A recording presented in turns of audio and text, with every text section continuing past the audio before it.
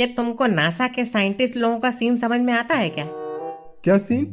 अरे ये बावड़ी पूंछ मार्स पे पानी ढूंढ रहे इतना खर्चा करके। यहाँ जून जुलाई अगस्त में इतना पानी आ रहा है धरती पे कि संभाले नहीं संभाला जा रहा है।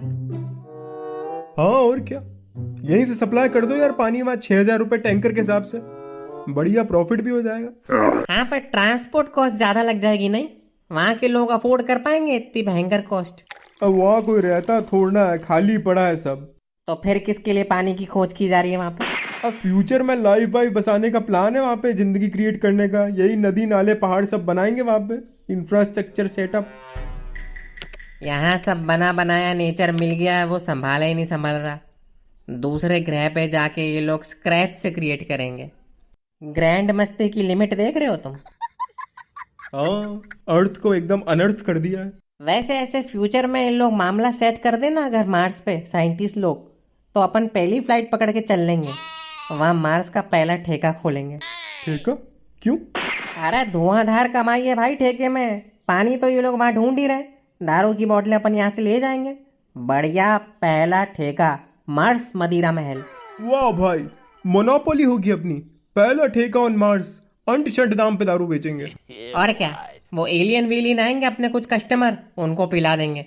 वो पी पुआ के बावड़ी पूछ जैसे स्पेस में दंगा मचा देंगे एकदम। अरे पर एलियन लोग तो सिर्फ धूप खाते ना, दारू वारू थोड़ा ना पीते हैं वो लोग। मेरे को नहीं लगता धंधा चलेगा शायद अपना इतना। अबे तुम चिंता मत करो बे, अपने 2-4 गुजराती दोस्तों को ले चलेंगे। वो लोग साले गंजे को कंगा बेच देते हैं, एलियन को दारू तो बेच ही देंगे। मस्त भाई। आप अपने दोस्तों को क्या कहना चाहेंगे? मेरे दोस्त बहुत नेक हैं। अच्छा, वो किस तरह? 5 वक्त जो है ना वो मस्जिद जाते हैं। नहीं सारुण के यहाँ कुछ तो गड़बड़ है। अच्छा माशाल्लाह, 5 वक्त के नमाजी हैं। नहीं, वो जूतियाँ चोरी करने जाते हैं।